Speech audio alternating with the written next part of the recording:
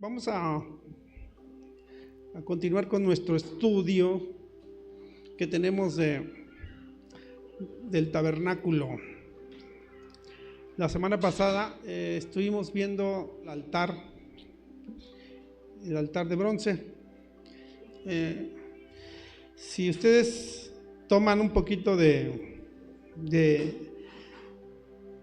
atención y enfocan sus mentes en esto que vamos a estar viendo, les va a ayudar muchísimo. Vamos a comenzar.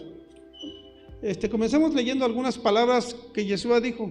Juan 5:39 dice lo siguiente: escudriñar las escrituras, porque a vosotros os parece que en ellas tenéis la vida eterna, y ellas son las que dan testimonio de mí. El Nuevo Testamento fue traducido al griego. No tenemos la palabra hebrea para saber qué dice realmente, pero en el significado griego, escudriñar es así: examinar, inquirir, averiguar cuidadosamente algo y sus circunstancias. Entonces, cuando Yeshua dice que escudriñemos las escrituras, porque a vosotros os parece que en ellas tenéis la vida eterna y ellas son las que dan testimonio de mí, automáticamente pasa algo en nuestro cerebro y nosotros conectamos, estamos pensando que Yeshua está hablando y diciendo que escudriñemos la Biblia, pero no es así, porque en primer lugar, cuando Yeshua aparece, no existía lo que nosotros hoy conocemos como el Nuevo Testamento. Y Yeshua dice: escudriñen las escrituras porque a vosotros os parece que en ellas tenéis la vida eterna y ellas son las que dan testimonio de mí. Entonces, ¿de qué tipo de escrituras estaba hablando? Fíjense bien. Juan 5 dice lo siguiente: porque si creéis a Moisés, me creéis a mí, porque de mí escribió él. Pero si no creéis sus escritos, ¿cómo creéis mis palabras? Entonces, claramente está hablando de qué escritos. Está hablando de Crónicas, de Esdras, de Nehemías. ¿De qué está hablando? De la Torah. Pero si no creéis sus escritos, ¿cómo creéis mis palabras? Entonces, nosotros vamos a buscar a Yeshua en los escritos de Moisés. Entonces tenemos 5 libros. Tenemos 5 libros para encontrar a Yeshua. El único pasaje donde Moisés habla de Yeshua y refiriéndose a él como profeta es en Deuteronomio 18:15. O sea, si nosotros buscamos a Yeshua en los escritos de Moisés, literalmente, vamos a encontrar que solamente habla literalmente de él. En Deuteronomio 18:15 dice: profeta en medio de ti, de tus hermanos como yo, te levantará Jehová tu Dios a él oír. ¿Sí? Entonces este profeta se levanta y habla y dice: Moisés, habla de mí. Nos remite otra vez. Dice: un día va a levantar un profeta como yo y a ese tienen que escuchar. Entonces es como circular, ¿no? Yo hablo de él y él habla de mí. Ahora, si queremos encontrar más de Yeshua, debemos excavar, debemos examinar y tener mucho cuidado y abrir nuestros ojos para entenderlo. Ahora, ya tenemos un retrato de Yeshua. Sí, tenemos los escritos que hoy nosotros conocemos como el Nuevo Testamento, ¿no? Habla Yeshua y también hay una descripción de él, ¿sí? Entonces vamos a ver un poquito algunas palabras de Yeshua y vamos a ver qué dice él para poder buscar, ¿no? Hay un pasaje muy conocido, bien conocido por muchos, y es uno de los más famosos y dice Juan 14:6. Yeshua dijo, ¿qué dijo? Yo soy el camino y la verdad y la vida, y nadie viene al Padre sino por mí. Entonces Yeshua afirma y dice: yo soy el camino. Él se autodescribe como el camino para llegar al Padre. Entonces vamos a buscar ese camino en los escritos de Moisés. Y lo vamos a hacer a través del estudio del tabernáculo. Vamos a buscar partes, vamos a buscar figuras, vamos a buscar actos, vamos a buscar señales de Yeshua en el tabernáculo, porque dijo él: yo soy el camino. Entonces, el tabernáculo que nosotros podemos ver allí, vamos a ver. Primero, observemos algo interesante, y aquellos que ya han estudiado un poquito las escrituras van a hacer inmediatamente conexiones. Primero que nada, para entrar al tabernáculo encontramos que había una puerta. Tú no podías meterte por ningún otro lado si no era por la puerta. Ahorita no vamos a estudiar los colores de la puerta, pero todos los colores hablan de Yeshua. Había una puerta y solamente por esa puerta empezaba el camino para llegar al Padre. ¿Dónde estaba el Padre? En el tabernáculo, en el lugar santísimo. O sea, había que recorrer un camino para llegar al Padre. ¿Están conmigo de acuerdo? O sea, sí. O sea, tú no podías agarrar y abrir las puertas y querer meterte a tener una comunión con el Padre. No había forma. Tenías que hacer un camino, recorrer un camino. Y para recorrer ese camino, para empezar ese camino, tenías que pasar por una puerta. Desde la entrada del tabernáculo vemos allí una imagen de quienes empezamos a ver a Yeshua, y así lo vamos a ver en todos lugares, en todos los utensilios y en todas las cosas que hay dentro del tabernáculo. Pero vamos a ir viendo facetas de él. Mientras que en la puerta eran telas sencillas, telas de colores, hechas por manos de mujeres. Miren, es algo muy, muy hermoso, porque ahorita van a ver lo que implica esto. Las mujeres sabias eran las que cosían las cortinas que cubrían la entrada de la puerta. ¿Quién atendía a Yeshua? Las mujeres. Ellas se hacían cargo de él, sus riquezas, sus cosas. Y para entrar al tabernáculo tenías que entrar ¿por dónde? Por la puerta. Y dijo Yeshua: yo soy el camino, yo soy la verdad, yo soy la vida. O sea, imagínate que empiezas a caminar ahí con tus piecitos. Es muy importante que ustedes y yo entendemos que para llegar al corazón del Padre tenemos que andar en un camino. Que desde un inicio Dios le dice ¿cuál es la metodología de enseñanza en aquel entonces para aprender la Torah? ¿Cuál era? Estas cosas que yo te mando hoy, ¿qué dice? Las repetirás. ¿Dónde? Cuando te levantes, andando por el camino, o sea, todo el día, todo el tiempo. Ellos no tenían acceso a un rollo de la Torah, porque en primer lugar ni sabían leer, ni sabían escribir. Entonces tenían que memorizar los textos. O sea, lo que estamos viendo ahorita son los primeros pasos, el ABC de lo que tú tienes que saber. Y si esto no lo sabes, pues entonces no sabes. Entonces estás divagando. Entonces Yeshua dijo: escudriñar, examinen, vean, tengan diligencia, porque las escrituras hablan de mí. Y entonces él se estaba refiriendo a la Torah, ¿sí? Lo más sagrado de lo sagrado de lo sagrado de los judíos es la Torah, los 5 libros de Moisés. Y vamos a ver que en Génesis, Éxodo, Levítico, Número y Deuteronomio vamos a encontrar un retrato de Yeshua. ¿Por qué tanta gente? El mismo Yeshua empieza a hablar y dice unas cosas. Dice, cuando en el tiempo de que voy a regresar a esta tierra va a haber guerras, rumores de guerras y muchísimas cosas más. Y se levantarán cristos o falsos cristos que dirán: yo soy. Y no les vayan a creer, no les vayan a creer. Pero habrá gente que confunde. Ahorita, si supieran cuántas personas se autodenominan como Cristos y cuánta gente cree en ellos, dirían, ¿y por qué la gente cree en ellos? Porque no tiene un retrato fidedigno de quién es Yeshua. Porque Yeshua mismo nos dijo, el testimonio de quién soy yo está allí. Ahora, después del altar de bronce, encontramos una fuente de bronce. Miren, es muy interesante esto porque tenemos que hallar aquí a Yeshua.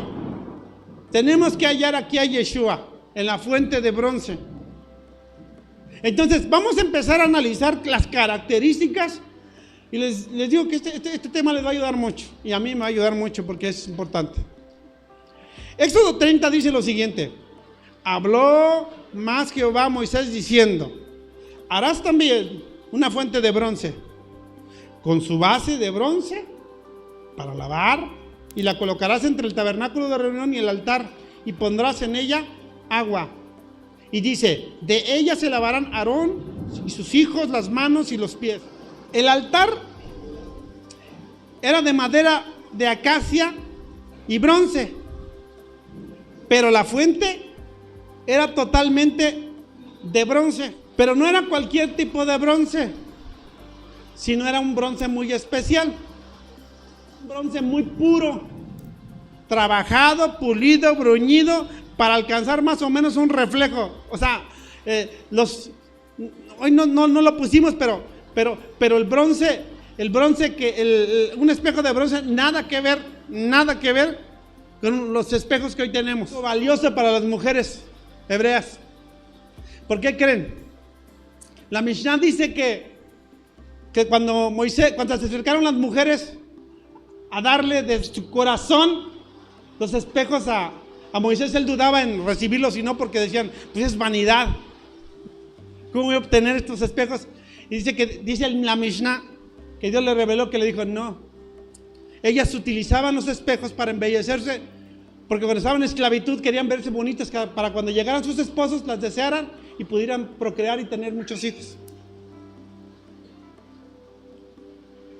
Y por eso Moisés tomó los espejos de ellas, que eran las cosas más caras que podía tener una mujer. Esos espejos se iban a convertir en una fuente. Y es interesante que ese objeto que estaba allí en medio, ese objeto iba a tener un uso y un propósito muy especial. Ahorita lo vamos a ver más adelante. ¿Qué contenía la fuente de bronce? ¿Qué contenía? Agua.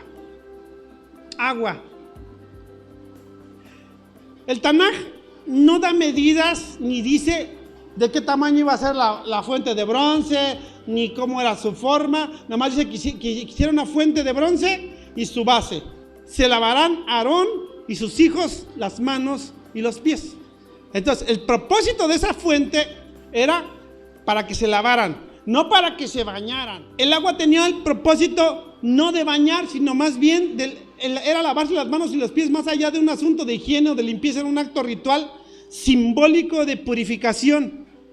Era extremadamente importante. ¿Por qué razones? Bueno, la razón, vamos a llamarle técnica, era de que el sacerdote mataba al animalito, se manchaba de sangre y andaba con todos los pies llenos de sangre, porque recuerdan que arrojaban la sangre y estaban ahí, y tenía que estar continuamente, ¿qué? Lavándose, ¿sí? Pero más allá del asunto técnico, había un asunto espiritual y extraño, porque el texto 2 veces dice, en Levítico 8:6 vemos que en la consagración de Aarón y sus hijos, Moisés hace que se acerquen a esa fuente y ahí lava a los sacerdotes para ungirlos por primera vez, ¿sí? Dice Levítico 8:6, entonces Moisés hizo acercar a Aarón y a sus hijos y los lavó con agua. Entonces, ¿quién se lavaba con agua? ¿Quién? ¿Los hijos de quién? Entonces, ¿quién utilizaba el agua para lavarse? 2 sacerdotes. No podemos saltarnos la fuente de bronce para seguir el camino. No podemos saltarnos. Entonces, es parte del camino lavarse en la fuente de agua y no hay opción, porque dice el texto que si no se lavaban, ¿qué les iba a pasar? Se iban a morir. Se iban a morir. O sea, ¿qué pasa cuando te detectan una enfermedad mortal? Y te dice el doctor, si no haces esto, te vas a morir.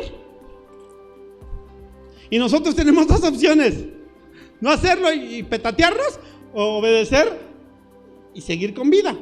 Y Dios le dice, mira, si tú no te lavas tus manitas y tus pies, ¿qué dice? Te vas a morir. Tenías que creer que la fuente tenía un propósito allí. Porque si tú no creías y no te lavabas las manitas y los pies, ¿qué iba a pasar contigo? Te ibas a muertar. Miren, esto es interesante porque vamos a ver algo así. Dice, y lo tendrán por estatuto perpetuo él, ¿quién? Aarón. ¿Y su descendencia? ¿Cuándo? ¿Nada más hoy? Toda la vida. No te podía lavar otra persona, sino que tú tenías que lavarte, porque tú eras el sucio, tú eras el contaminado. ¿Sale? Ok. Ahora, como ya lo vimos la semana pasada, el bronce es un material de juicio. Siempre que encuentren bronce en las escrituras, va a haber algo detrás que tiene que ver con juicio. En Números 21, Jehová, vamos a leerlo. Jehová envió entre el pueblo serpientes ardientes que mordían al pueblo, y murió mucho pueblo de Israel. ¿Por qué? Por murmuradores y chismosos. Entonces el pueblo vino a Moisés y dijo, hemos pecado por haber hablado contra Jehová. ¿Y contra quién? Contra ti. Cuando tú hablas mal de tu hermano, ay Dios, hasta me mordí la lengua. ¿Estás hablando mal de Dios? Fíjate. Por eso tenemos que tener mucho cuidado. Porque hablar de la persona es ofender a Dios. O sea, porque aunque estemos todos feos, barrigones, panzones o viejillos o torcidos, somos un reflejo de Dios, y Dios nos ha dado este humilde rostro, esta nariz aguileña. Entonces, tú no tienes derecho a hablar, porque el ángel de Jehová está escuchando y va y le dice. Entonces, estos empezaron de chismosos y Dios les manda un juicio. ¿Con qué? Con serpientes, a que los muerdan y se mueran. Y entonces Moisés ruega a Jehová para que quite de nosotros estas serpientes, y Moisés oró por el pueblo. Y Jehová dijo a Moisés, hazte, ¿qué dice? Una serpiente ardiente y ponle en un asta, y cualquiera que fuere mordido y mirar a ella vivirá. ¿Sí? Y Moisés hizo una serpiente ¿de qué? De bronce. Y la puso sobre un asta. Y cuando alguna serpiente mordía a alguno, miraba a la serpiente de bronce y vivía. O sea, le picaba la serpiente, y ¿qué es lo que tenía que hacer? Y creer que esa serpiente tenía la promesa de Dios de sanidad. Por eso, hasta hoy en día, el símbolo de sanidad lo tienen los médicos, es una serpiente. Yeshua, él mismo se compara con esa serpiente de bronce. Y dice en Juan 3, y como Moisés levantó la serpiente en el desierto, ¿de qué era la serpiente? De bronce. Así es necesario que el Hijo del Hombre sea levantado. Y entonces sí vamos a entender el pasaje, para que todo aquel que en él crea no se pierda, mas tenga vida eterna. Esa fuente, más allá del uso estético, era un uso espiritual. El sacerdote tenía la obligación, tenía la oportunidad de no morir. Tenía que echarse un vistazo dentro de su interior, de su corazón y de su cara, y ver si había una falla en él. Porque si él no se arrepentía de esa falla, ¿qué hacía? Porque se miraba, tomaba, vamos a hacer simbólico. Agarraba sus manos y ponía las manos enfrente de la fuente. Y quizás de tanto matar animales traía sangre aquí, sangre acá. La sangre no le pertenecía a él. Él no debía tener sangre. Si acaso él la traía en un esto, o si la traía en un dedito, tenía que lavarse porque la sangre era derramada para Dios. Porque él no era el portador de esa sangre. Él simplemente era un medio para el cual tenía que fungir. Entonces tenía que lavarse. Y tenía un chance en la fuente de examinarse. En 1 Corintios 13, 12 dice: ahora vemos como por un espejo, oscuramente, mas entonces le veremos cara a cara. Ahora conozco en parte, pero entonces conoceré como fui conocido. O sea, les decía que ese espejo, esa fuente, sí tenía una calidad, pero no la calidad o sea, el reflejo de esa persona no es como el reflejo de hoy de un espejo, sino que tenían que, o sea, literalmente tenían que examinarse, enfocar para poder alcanzar a ver los rasgos y las cosas. Esto habla de que nosotros tenemos que hacer un alto. ¿Y cuál es nuestro espejo? Dice 2 Corintios 13, 18: por tanto, nosotros todos, mirando a cara descubierta como en un espejo la gloria del Señor, somos transformados de gloria en gloria en la misma imagen, no como por el Espíritu del Señor. O sea, nos reflejamos, conocemos, distinguimos a Yeshua en nuestro reflejo. Si nosotros le conocemos, entenderemos, pero todavía, ¿cómo vemos a Yeshua? No lo vemos así clarito, sino lo vemos como medio borroso. Santiago 1:23 dice lo siguiente: porque si alguno es oidor de la palabra, pero no hacedor de ella, es semejante al hombre que considera en un espejo su rostro natural. O sea, que el sacerdote, sí, no, puede ser más o menos, no pones el énfasis, no entiendes, no disciernes, no escarbas, no examinas, te pones en una forma tú solito de perecer. Entonces, así como el sacerdote tenía que examinarse en la fuente y ver si había algo que había pasado por alto, así nosotros tenemos que hacerlo. Porque no se trata solo de oír, sino que tenemos que hacer. Miren, el sacerdote podía haber engañar a quien sea, ¿sí? Y podía decir que él era perfecto y lo que tú quieras. Pero el espejo se encargaba de desnudar su alma y su corazón. Y él tenía ahí en ese instante, en ese momento, la oportunidad de la decisión de la vida y la muerte. De la vida y la muerte. Entonces, por eso Pablo decía: cada día yo muero. Porque dice: miserable de mí, ¿quién me va a liberar de este cuerpo de muerte? Y dice: gracias, porque la fuente de bronce, que es Yeshua, me ha liberado. Santiago 1:25: mas el que mira atentamente en la perfecta ley, la ley de la libertad, y persevera en ella, no siendo oidor olvidadizo, sino hacedor de la obra, será bienaventurado en lo que hace. Exactamente lo mismo. Dios le dice: ok, mira, ya hiciste esto, sí. Como sacerdote tienes una obligación. Antes, o sea, tienes el chance de seguir al camino, ¿sí? Porque el mandato era que para poder entrar al lugar santo tenía que lavarse las manos y los pies. Las manos y los pies. No todo el cuerpo. ¿Se acuerdan de lo que dice Yeshua? Le dijo a Pedro, lo vamos a ver más adelante. Le dice: te voy a lavar los pies. Y dice: no. Si no te lavo los pies, no puedes tener parte del reino de Dios. O sea, porque donde andemos y lo que hagamos, tenemos que hacerlo. O sea, miren, todos nosotros, aquí ninguno puede decir que no a esto que les voy a decir. Nosotros sabemos que a diario nos ensuciamos los pies y las manos. ¿Y qué nos dice a nosotros que estamos sucios de los pies y de las manos? estoy hablando, no estoy hablando del polvo de la tierra que nos metemos, ni de que nos engrasamos, sino de lo que hacemos y de dónde nos metemos. ¿Sí? ¿Y qué es lo que nos dice? Que estamos sucios de los pies y las manos. En este caso, allí era la fuente de bronce, ¿no? Pero en el caso de nosotros, es la perfecta ley, lo que Dios dice. Y hay algo que está dentro de nosotros, que Dios puso y que no sabes qué, ahí estás regándola. Y tienes que hacer algo. ¿Qué tienes que hacer? Lavarte las manos y los pies.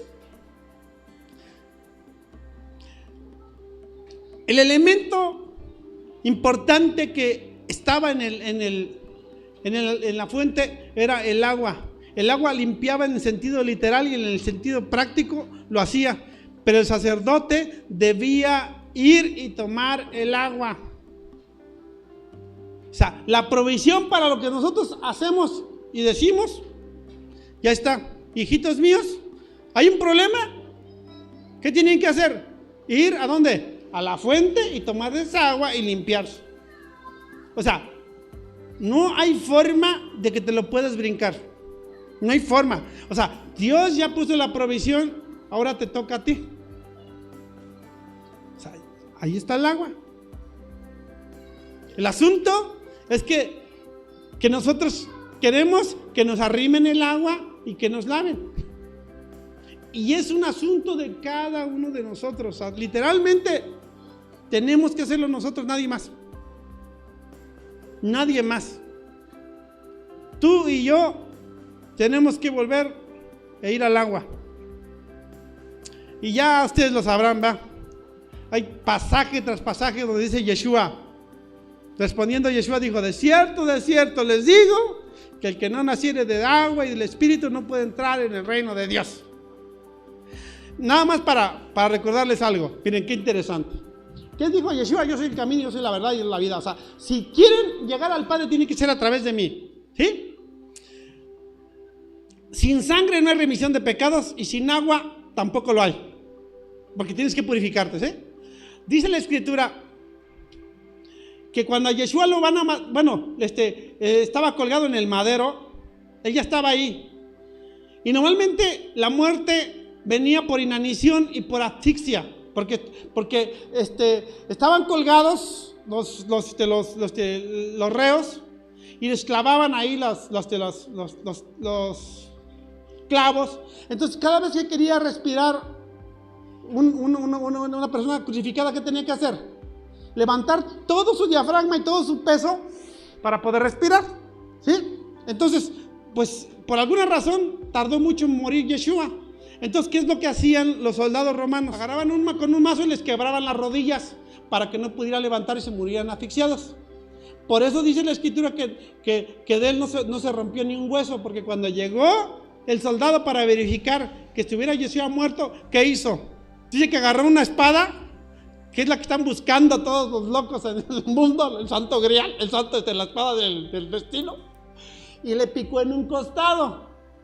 Y dice Juan, creo que fue Juan o Lucas, que vio salir de su costado sangre mezclada con agua. Sangre y agua. Sangre y agua. Y dice Cristo: de cierto digo que el que no naciere de agua y del Espíritu no puede entrar al reino de Dios. O sea, y dice un pasaje, no me acuerdo en qué texto, dice: y mirarán a mí, a quien traspasaron, y llorarán como se llora por hijo unigénito, afligiéndose por él, como quien se aflige por el primogénito. ¿Cómo vamos a identificar? ¿Cómo sabremos que Yeshua, cuando nos llame Yeshua por nuestro nombre y aparezca? ¿Cómo vamos a poder identificar qué es Yeshua? Por las marcas. Recuerden que cuando Yeshua ya resucita, cuando él ya resucita, llega un hombre. ¿Quién llega? Tomás, y le dice: si tú eres Yeshua, a ver, enséñame tu herida y déjame meter mi mano. Qué cruel, ¿no? trae la marca. Trae la marca. Trae la marca. El texto dice que mirarán a mí a quien traspasaron y van a llorar. O sea, vamos a saber qué es Yeshua. Vamos a saberlo, vamos a reconocer. Lo vamos a reconocer.